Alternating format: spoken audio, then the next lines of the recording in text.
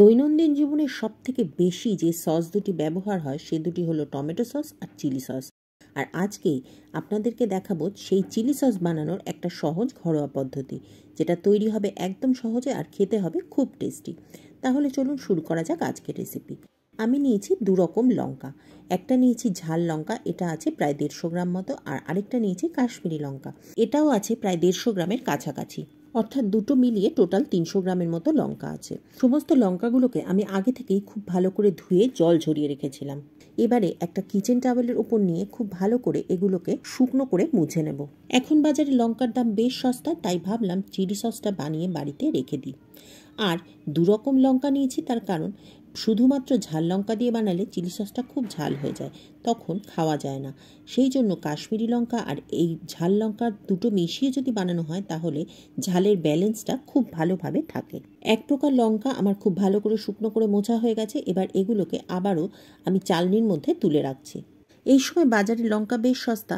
যদি sauce toss কিছু না বানাতে চান তাহলে একটা কাজ করতে পারেন, লঙ্কা কুচিয়ে নিয়ে সেগুলোকে ভিনিগারের মধ্যে চুবিয়ে রাখতে পারেন। ভিনিগারে ভিজিয়ে একটা শিশির মধ্যে করে যদি রেখে দেন তাহলে পিকেলড চিলি হয়ে যাবে, আর সেই লঙ্কাগুলো যে কোনো স্ন্যাক্সের সাথে বা চাইনিজ আইটেমের সাথে খেতে খুব ভালো লাগে। লঙ্কাগুলো চালনির মধ্যে তুলে রেখেছি। এবার কিচেন টাওয়েলের উপর কাশ্মীরি লঙ্কাগুলো দিয়েও সেগুলোকেও খুব ভালো করে মুছে শুকনো করে নেব। কাশ্মীরি লঙ্কাগুলো খুব ভালো করে মোছা হয়ে গেছে। এবার এগুলোকেও আবারও ঝুড়ির মধ্যে তুলে নিচ্ছি। বছরের এই সময়টা খুব অল্প দিনের জন্য কাশ্মীরি লঙ্কা বাজারে পাওয়া যায়, কিন্তু কাশ্মীরি লঙ্কা ছাড়া কিভাবে চিলি সস বানাতে হয় সেই পদ্ধতিটাও আমি পরে অন্য কোনো ভিডিওতে আপনাদের সাথে শেয়ার করে দেব। এবারে সমস্ত লঙ্কাগুলোকে ছোট ছোট করে টুকরো করে নেব। খুব বেশি মিহি করে কুচাবার কোনো দরকার নেই, কারণ লঙ্কাগুলোকে এরপরে রান্না করতে হবে। সেই জন্য মোটামুটি একটু ছোট ছোট টুকরো করে কাটলেই হয়ে যাবে। এমনভাবে টুকরো করব যাতে লঙ্কাগুলো রান্নার সময় খুব ভালোভাবে সিদ্ধ হয়ে যায়। কাশ্মীরি লঙ্কাগুলো সমস্ত কাটা হয়ে গেছে। এগুলোকে একটা বাটির মধ্যে তুলে রেখেছি। এবারে ঝাল লঙ্কাগুলোকেও একই রকমভাবে ছোট ছোট টুকরো করে কেটে নিচ্ছি। বাজারে যখনই লঙ্কা সস্তায় পাওয়া যায় তখনই আমি বাড়ির জন্য বেশ অনেকটা করে চিলি সস বানিয়ে রাখি। বাজার থেকে কেনা চিলি সসের দামের অর্ধেক খরচে তার দ্বিগুণ পরিমাণ চিলি সস আপনি বাড়িতেই বানিয়ে ফেলতে পারবেন। যেভাবে দেখাচ্ছি সেভাবে বানিয়ে দেখবেন, চিলি সসটা খেতে খুব ভালো হয়। ইনফ্যাক্ট দোকান থেকে কেনা চিলি সসে যে অদ্ভুত একটা স্মেল থাকে সেই স্মেলটাও আপনি পাবেন না। আর যেহেতু এটা একদম প্রিজারভেটিভ ফ্রি, তাই জন্য স্বাস্থ্যের বিষয়ে আপনাকে কোনো রকম চিন্তাই করতে হবে না। সমস্ত লঙ্কাগুলো কাটা হয়ে গেলে একটা বোলের মধ্যে তুলে রেখেছি। সাথে নিয়েছি 1 ইঞ্চি সাইজের একটা আদার টুকরো আর 4টে বড় রসুনের কোয়া। এবারে সসটা তৈরি করে নেব। কড়াইতে 1 চামচ সাদা তেল গরম করে নিয়েছি। তাতে দিয়েছি 1 চামচ জিরে। জিরে ভাজার সুন্দর গন্ধ বেরোলে কাঁচা লঙ্কার কুচিগুলো দিয়ে দেবো, সাথে রসুন আর আদাগুলোকেও টুকরো টুকরো করে দিয়ে দিয়েছি। খুব বেশি মিহি করে কোচানোর কোনোটারই দরকার নেই, কারণ এগুলো রান্না হবে, তারপরে এগুলোকে পেস্ট বানাবো। এবারে মিনিট 2-3 সব কিছু খুব ভালো করে ভেজে নেব। ভাজার সময় আঁচটা মিডিয়ামে রাখলে ভালো হয়, না হলে যদি লঙ্কাগুলো পুড়ে যায় তাহলে সসে একটা বাজে পোড়া পোড়া গন্ধ আসবে। প্রথমে সামান্য একটু ভেজে নিলে পরে লঙ্কার অ্যারোমাটা খুব ভালো করে বের হবে, আর চিলি সসে গন্ধটাও খুব সুন্দর লাগবে। মিনিটখানেক ভেজে নেওয়ার পর এবার এর মধ্যে দিয়ে দেবো 1/4 কাপের থেকে একটু বেশি পরিমাণে জল। জলটা দিয়ে একটু নাড়াচাড়া করে নিচ্ছি। এবারে এটাকে চাপা দিয়ে রান্না করে নেব যতক্ষণ না পর্যন্ত লঙ্কাগুলো সিদ্ধ হয়ে আসছে। মাঝে মাঝে ঢাকনা খুলে চেক করে নেবেন জলটা যেন শুকিয়ে নিচে পুড়ে না যায়। মিনিট 5-7 পরে একবার দেখে নেব জলটা শুকিয়েছে কিনা। দেখুন জলটা একদমই শুকিয়ে গেছে। তবে ঢাকনা খুলে আমি আরও মিনিটখানেক এটাকে নাড়াচাড়া করে নেব, কারণ যদি সামান্য কোনো জল থাকে তাহলে সেটাও যেন একেবারে শুকিয়ে যায়। সসের মধ্যে যদি সামান্য একটুও জল থাকে তাহলে কিন্তু সসটা একদম ফাঙ্গাস হয়ে যাবে। সেই জন্য একদম খেয়াল রাখতে হবে যাতে জল এক ফোঁটাও না থাকে। মিনিটখানেক নাড়াচাড়া করা হয়ে গেলে এবার গ্যাসের ফ্লেমটা বন্ধ করে দেব। এবারে এর মধ্যে দিয়ে দেবো 4 টেবিল চামচ মতো চিনি, সাথে দেবো 2.5 চামচ মতো সাধারণ নুন।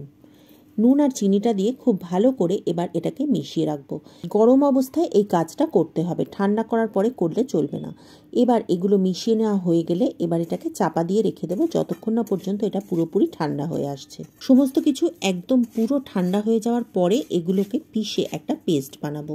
মনে রাখবেন যে কোনো খাবার, যেই সমস্ত খাবারে রঞ্জক পদার্থ থাকে সেই সমস্ত খাবার কিন্তু পেশার সময় সব সময় ঠান্ডা অবস্থায় পিষতে হয়, তা না হলে তার রঙটা একদম নষ্ট হয়ে যায়। আমি ঘন্টাখানেক লঙ্কাগুলোকে রেখে দিয়েছিলাম ঠান্ডা হওয়ার জন্য। ঘন্টাখানেক পরে দেখুন লঙ্কাগুলো ঠান্ডা হয়ে গেছে আর নুন আর চিনিটা গলে গিয়ে তার থেকে জল বেরিয়ে এসেছে।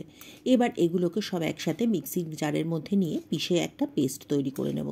আমার মিক্সির বাটিটা ছোট, সেই জন্য একসাথে আমি সবটা দিয়ে পেস্ট করছি না, অল্প অল্প করে দেবো এবং বারে বারে সব দিয়ে পেস্ট করে নিচ্ছি, যাতে পেস্টটাও একদম স্মুথ সুন্দর তৈরি হয়। যদি একসাথে দিয়ে পেস্ট করতাম না, তাহলে কি হতো বলুন তো, তাহলে না খুব স্মুথ একটা ভালো পেস্ট তৈরি হতো না, আর সসটা বানানোর পর খাওয়ার সময় না সেটা খেতে একদম ভালো লাগতো না। সেই জন্য আমি বারে বারে দিচ্ছি আর অল্প অল্প করে দিয়ে পেস্টটা তৈরি করছি, যাতে একদম স্মুথ একটা পেস্ট তৈরি হয়। বাড়িতে একদিন এই সসটা বানিয়ে খেয়ে দেখবেন, এটা এতটাই টেস্টি হয়, এটা খাওয়ার পরে আপনি মার্কেট থেকে আর সস কিনে খেতে চাইবেন না। তবে হ্যাঁ, একটা কথা কিন্তু মাথায় রাখবেন, এই সসটায় যেহেতু কোনো রকম প্রিজারভেটিভ নেই, সেই জন্য এটা কিন্তু বাইরে রাখলে চলবে না। এই সসটাকে কিন্তু আপনাকে ফ্রিজে প্রিজার্ভ করতে হবে। শীতের দিনে তবুও বাইরে থেকে যায়, কিন্তু গরম পড়লে এই গরমে কিন্তু এই সসটা বাইরে রাখলে এটা আস্তে আস্তে নষ্ট হয়ে যাবে। তবে যদি ফ্রিজে রেখে স্টোর করেন, তাহলে এটা 2-3 মাস আরামসে চলে যাবে। তবে এইটুকু গ্যারান্টি দিয়ে বলতে পারি 2-3 মাস এটা টিকবে না আপনার বাড়িতে। এদিকে দেখুন সমস্ত পেস্টটা আমার তৈরি করা হয়ে গেছে। আমি এটা একটা বাটির মধ্যে ঢেলে নিয়েছি। মিক্সির বাটির মধ্যে যে পেস্টটুকু লেগে রয়েছে সেটাকে আমি কিভাবে বার করব, সেটাকে কিন্তু আমি জল দিয়ে বার করব না। এর মধ্যে দিয়ে দেব 1/4 কাপ ভিনিগার। ভিনিগারটাকে দিয়ে মিক্সির বাটিটার মধ্যে খুব ভালো করে নাড়াচাড়া করে নেব, যাতে গায়ে লেগে থাকা সমস্ত মিশ্রণটা ভিনিগারের সাথে মিশে যায়। এবার এই ভিনিগারটা ঢেলে দেব লঙ্কার পেস্টের মধ্যে। ভিনিগারটা দিয়ে লঙ্কার পেস্টের সাথে খুব ভালো করে মিশিয়ে নেব। ভিনিগারটা দিলে দুটো জিনিস হবে, এক তো লঙ্কার ঝালটা অনেকটা কমে আসবে, আর দ্বিতীয়ত এটা একটা প্রিজারভেটিভের কাজ করবে, অর্থাৎ সসটা যাতে পচে না যায়, সেই জন্য ভিনিগারটা দেওয়া কিন্তু অত্যন্ত জরুরি। এবারে সমস্ত মিশ্রণটা আরও একবার কড়াইতে দিয়ে একবার মিনিট খানেকের জন্য জাল দিয়ে নেব। বাটিতে যে মিশ্রণটুকু লেগে থাকবে সেটুকুর মধ্যে আবার একটু ভিনিগার দিয়ে গুলে নিয়ে সেটাকে এই মিশ্রণের মধ্যে দিয়ে দেব। এবারে সমস্ত মিশ্রণটা আরও মিনিট খানেক জাল দিয়ে নেব। ভিনিগার দেওয়ার পরে দ্বিতীয়বার আরেকবার জাল দিয়ে নিলে পরে এটা আর একদমই নষ্ট হয়ে যাওয়ার কোনো রকম ভয় থাকবে না। আমাদের রেসিপিগুলি আপনাদের কেমন লাগছে কমেন্ট করে অবশ্যই জানাবেন। যদি ভালো লাগে তাহলে লাইক করে একটা শেয়ার করে দেবেন, আর যদি চ্যানেলে নতুন হন তাহলে চ্যানেলটি সাবস্ক্রাইব করে পাশে থাকা বেল বাটনটি ক্লিক করে দেবেন। এতে সমস্ত ভিডিও নোটিফিকেশন আপনার কাছে পৌঁছে যাবে। এদিকে দেখুন সসটা একদম তৈরি হয়ে গেছে। এবার এটাকে আবারও বাটির মধ্যে ট্রান্সফার করে নেব। বাটির মধ্যে ঢেলে নিয়ে এবার এটাকে একদম পুরোপুরি ঠান্ডা করে নেব। সসটা যখন পুরোপুরি ঠান্ডা হয়ে যাবে তখন এটাকে ভরে নেব একটা স্টেরিলাইজড বটলের মধ্যে। আমার কাছে এমনি কোনো সসের বোতল নেই, সেই জন্য আমি একটা জ্যামের বোতলকে খুব ভালো করে ধুয়ে তারপর সেটাকে গরম জলে বয়েল করে নিয়েছি। এবার এই বোতলের মধ্যেই আমি চিলি সসটাকে স্টোর করব। বাড়িতে অবশ্যই একদিন বানিয়ে দেখবেন, এই চিলি সসটা খেতে কিন্তু দারুণ হয়। আর এখন লঙ্কার দাম বেশ কম, সেই জন্য এই সময় যদি বানিয়ে রাখেন তাহলে দোকানের সসের তুলনায় আপনার খরচাটাও অনেকটাই কম হয়ে যাবে। এদিকে দেখুন সসটা আমার বোতলে ভরা হয়ে গেছে।